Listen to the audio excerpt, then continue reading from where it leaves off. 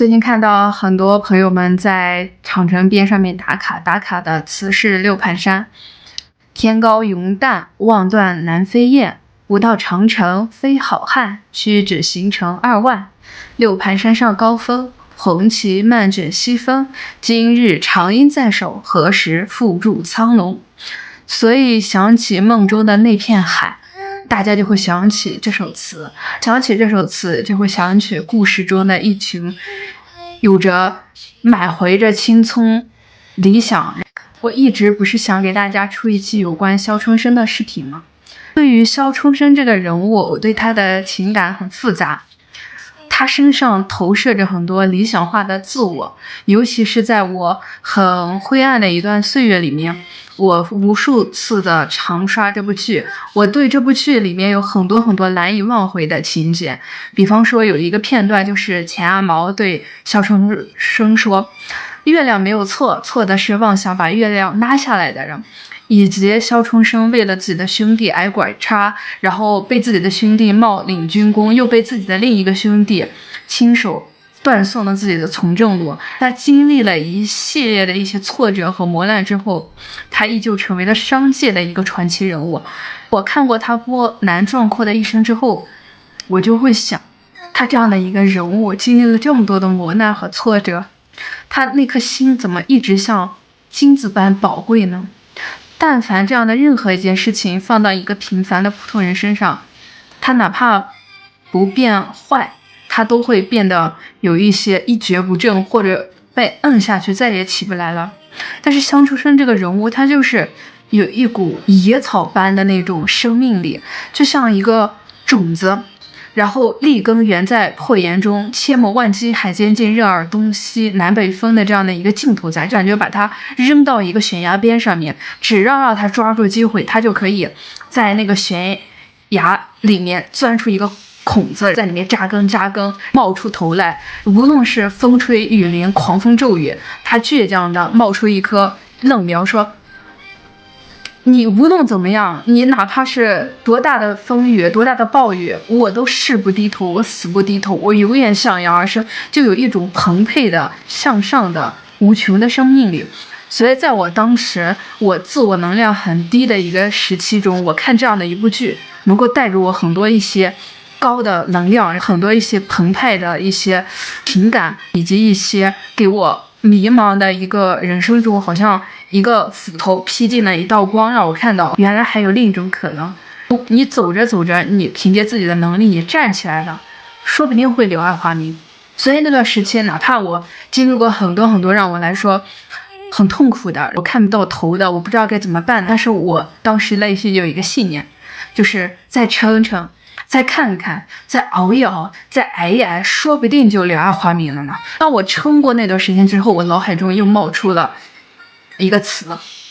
然后就是肖春生站在长城上面高喊的那些词：天高云淡，望断南飞雁。不到长城非好汉，屈指行程2万。六盘山上高峰，红旗漫卷西风。今日长鹰在手，何时复驻苍龙？所以这首词就是毛泽东同志的这首词，当时听完之后，我就觉得很热血，很澎湃。我又想起了他的沁园春，我又想起了他的咏梅，都传递给我一种力量。咏梅的那首词，他是这么说的：风雨送春归，飞雪迎春到。已是悬崖北丈冰，犹有花枝俏。俏也不争春，只把春来报。待到山花烂漫时，他在丛中笑。那这首词和陆游的咏梅呢，它有一些不同。陆游的咏梅是意味断桥边，寂寞无开主。已是黄昏独自愁，更著风和雨。无意苦争春，一任群芳妒。零落成泥碾作尘，只有香如故。我读陆游的这首词，有一种就是虽然说零落成泥碾作尘，只有香如故，就有一种我个人感觉有一种被动的豁达。哪怕零落成泥碾作尘了，你们怎么样诋毁我、践踏我，我依旧保持我高洁的品行。但是毛泽东同志的词，他给我一种野草般的生命力。他比方说他的词：已是悬崖北丈冰，犹有花枝俏。俏也不争冲，只把冲来报。待到山花烂漫时，他在丛中笑。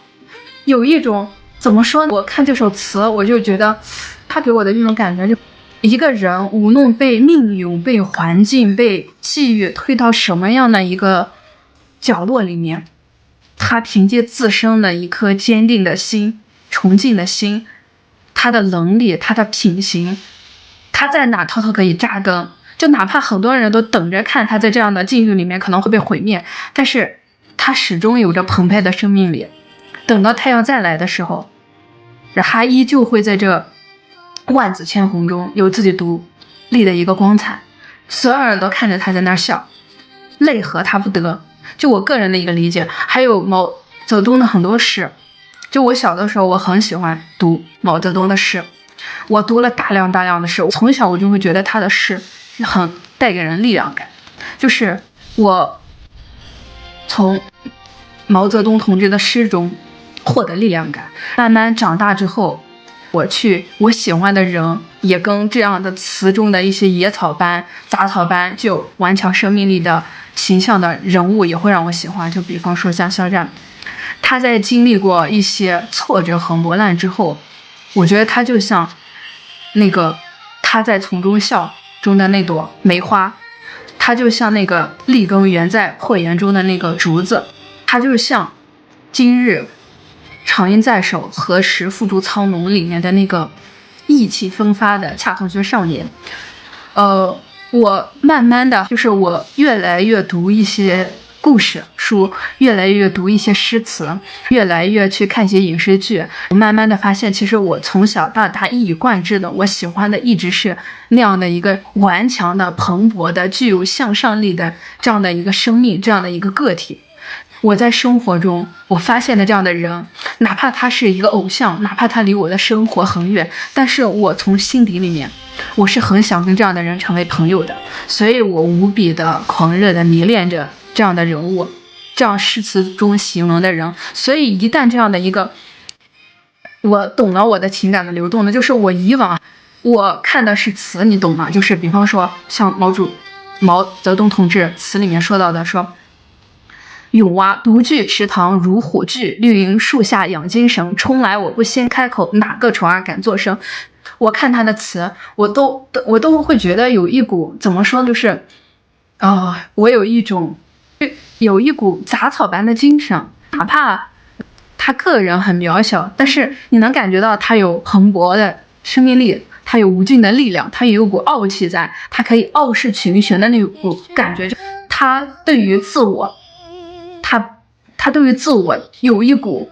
很大的一个自信在，可以给人的内心灌入很大的一个力量。我甚至都不知道该怎么样形容这种感觉，有很多无处安放的情感，在遇到一个人的时候，这个人把我以往看到那些意象他具象化了，你懂吗？所以当这样的一个人物出现的时候，我怎么可能不喜欢了？他把我从小到大我20几年我看过那些诗词意象具象化了一个人身上，在看到他经历了那样的事情之后，他依旧不变他崇敬的本色，他崇敬的内心。这样的一个人物，他超越了那些物象所带给我的震撼，让我把所有的喜欢都落实投射到了这个人物的身上。所以我就会想去看他演我以往读过的那些故事书，他去把我心目中的意象去演出来。我还想看这样的人物，这样不屈的形象，杂草般的人物，草根逆袭的人物，他可以走得更长更远，就像王宝强一样，就像我看的许三多一样，就像561一样。我就是想要看这样的人物，不屈的人物，拥有杂草一样的倔强般的生命力的人物，他能够走多远。我会把我全部的关注力都集中在这样的人物身上，因为我觉得它代表的是一种屈的、顽强的、崇敬的、澎湃的、未曾被污染过的、有着内在的、坚定的秩序的这样的一个人物。所以我会很崇拜他，很欣赏他，很喜欢他，会一直注视着，看着他能够走多远，能够站多高，能够走到什么样的一个程度。所以我大概就是理清楚了自己为什么喜欢，以及为什么这么喜欢，以及这么激动的一个原因了。然后我不知道我表达了这么多，大家能不能 get 到我的点儿？因为其实很多时候，就比方说我录这个视频的时候，我前期只是想给大家分享一首词《定风波》，莫听穿林打叶声，何妨吟啸且徐行。竹杖芒鞋轻胜马，谁怕一蓑烟雨任平生。哎，我好像有点背串了，我再背一下。莫听穿林打叶声，何妨吟啸且徐行。竹杖芒鞋轻胜马，谁怕一蓑烟雨任平生。了翘春风吹酒醒，微冷山头斜照却相迎。回首向来萧瑟处，归去有无风雨有无晴。我录这个视频的初衷，因为我想给大家分享这样的一首词。因为我一开始我的所有的视频，大家把前翻翻是以古诗词起号的，我分享古诗词起号的。我今天就拿起了我这本书，我记起了我高考写的一篇作文，叫做一蓑烟雨任平生。我就想起一些生活中的烦恼，我就想起竹杖芒鞋轻胜马，谁怕一蓑烟雨任平生。我就想借个这个视频告诉大家，把生活中的一些烦恼，比方说我上一个视频说到一些在创伤中的追星的女孩们，就是把一些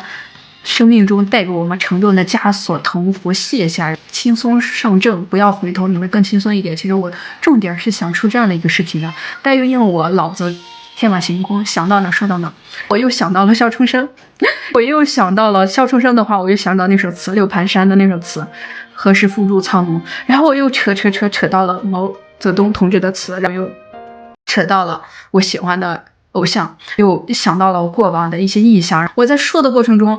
也带给我一些思考，我才一下子就是通了，你知道吗？就像我一直说的管道路，我看过很多书，我有很多思考，但是这些思考都是一节一节的，但是在我表达的时候，它某一天像今天它突然通了，我才懂了，原来我喜欢一个人，我喜欢的东西它原来一直都是没有变的，我原来是那么长期的一个人，我喜欢的人意象也好，什么样的物体也好，它从来都是流动的，但是不变的。从一个词、一个文、一个物、一个物体、一个具象化的一个演员，